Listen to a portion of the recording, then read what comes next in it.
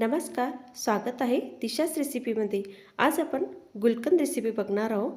Simple, पौष्टिक आणि आयुर्वेदिक असं गुलकंद रेसिपी घरच्या घरीच तयार करणार आहोत। त्यासाठी देसी गुलाब घेतलेले, म्हणजे ज्या फुलांना सुगंध असतो असे फुलं घेतलेले।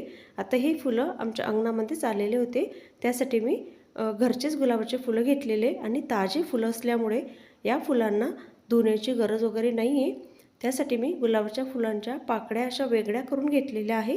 आता बाहेरून जर तुम्हाला गुलाबाचे फुलं आणायचे असतील तर ते तुम्हाला धुवावे लागतील आणि पाकळ्या सुकवून घ्यावे लागतील आणि नंतर गुलकंद करावं लागेल। आता गुलाबाच्या फुलांमध्ये जे असतं ते साईडला काढून घ्यायचं आणि फक्त आपल्याला पाकळ्या वापरायच्या आहे।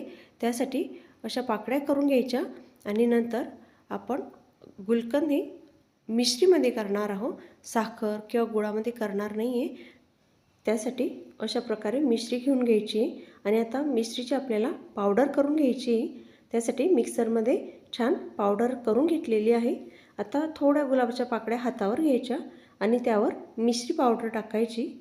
आता या पाकळ्या आपल्याला हातावर छान चोळून घ्यायच्या आहे।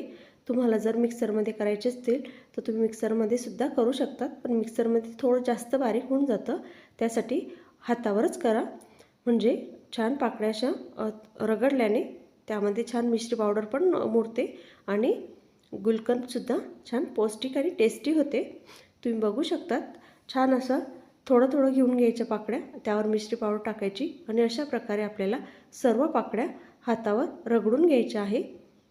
आता सर्व पाकळ्या छान हातावर मिश्री पावडर आणि गुलाबाच्या पाकळ्या अशा रगडून घेतल्याने तुम्ही बघू शकतात गुलाबाच्या पाकळ्यांमधून किती रस तयार झालेला आहे, म्हणजे आपली मिश्री पावडरसुद्धा छान मिक्स झालेली आहे। आता एका काचेच्या बाउलमध्ये ते सर्व गुलकंद आपल्याला टाकून घ्यायचं आहे। तुम्हाला काचेचं बाउल किंवा काचेची बॉटल असली तरी चालेल। आता बाकीची उरलेली मिश्री पावडर पूर्ण आपल्याला त्यावर टाकून द्यायची आहे। झाकण लावून घ्यायचं आहे आणि उन्हामध्ये 3 ते 4 दिवस ठेवायचं आहे आणि रोज आपल्याला गुलकंद हे हलवून घ्यायचं आहे, मिक्स करायचं आहे आणि तुम्ही बघू शकतात एकाच दिवसामध्ये छान असा गुलकंदला कलरसुद्धा आलेला आहे आणि गुलकंद तयारसुद्धा होतं आहे। आता हीच प्रोसिजर आपल्याला 3 ते 4 दिवस अशीच करायची आहे, मिक्स करायचं आणि उन्हामध्ये ठेवून द्यायचं। आता तुम्ही बघू शकता 4 दिवसानंतर गुलकंद किती छान तयार झालेला आहे आणि मिश्रीसुद्धा छान पाणी सुटलेलं आहे, म्हणजे आपलं गुलकंद व्यवस्थित तयार झालेलं आहे।